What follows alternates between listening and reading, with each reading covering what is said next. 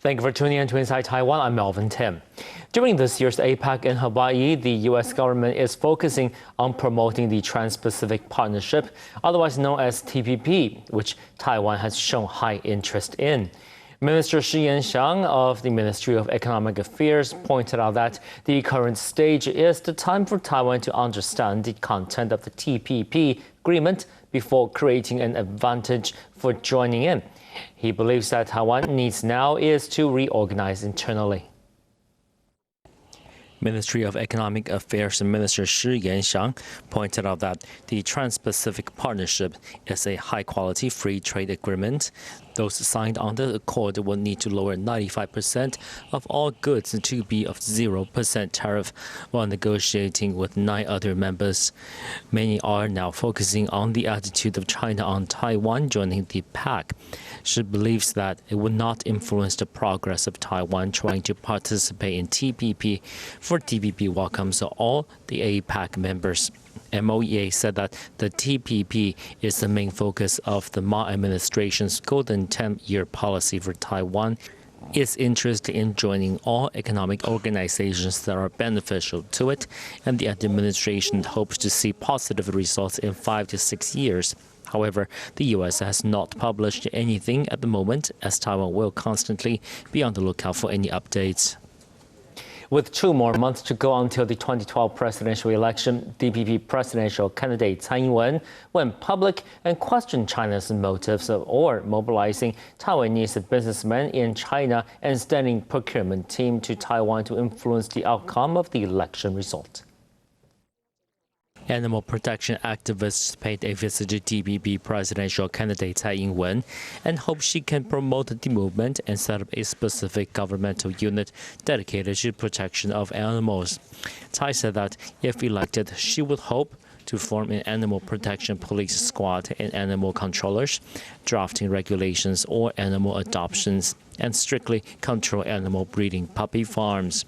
Besides the animal rights issue, the DPP also openly questioned China's motives for sending procurement team over to Taiwan to help the KMT with the election result or mobilizing Taiwanese businessmen in China to return to vote, cutting off Ma's opponents' financial resources or supporting specific lawmakers directly or indirectly.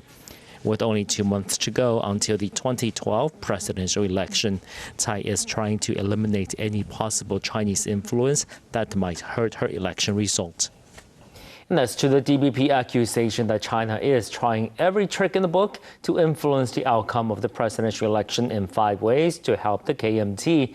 KMT and President Ma Ying-jeou both deny such accusation, saying that in an election, policies are the only thing that matters and not accusation without proof. Taking advantage of his attendance at the 22nd annual celebration of the Gongwen Educational Foundation, President Ma Ying-jeou campaigned on the topic of education, stressing the importance to build a solid foundation in young children education. Ma said that the government is allocating 200 million NT dollars in budget for education. Those at the event all supported Ma, while the organizing team also praised Ma's campaigning video.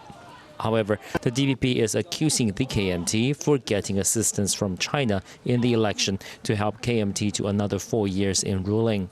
In response, the KMT said that talk is cheap and Tsai could not show any proof, for it simply is not true. While in Hawaii for APEC, KMT Honorary Chairman Lian met with Chinese President Hu and mentioned this peace accord, which the DPP was not happy about, saying that the Ma administration only talked about the 92 consensus and One China policy and didn't talk about the previously mentioned 10 other promises, which the KMT and Ma both denied the accusation and tried not to let cross-strait politics influence the election. Shang Lian, the son of the KMT Honorary Chairman Lian Zhan, rallied for a legislature candidate for the first time after recovering from a shooting incident that took place last year when stumping for a ruling KMT candidate. Although Lian denied that he has 6 bodyguards, the police dared not take this personal safety lightly and had dispatched enough staff to ensure security forces. Besides Lian, former Health Minister Yang Zhiliang also campaigned for a candidate in Kaohsiung.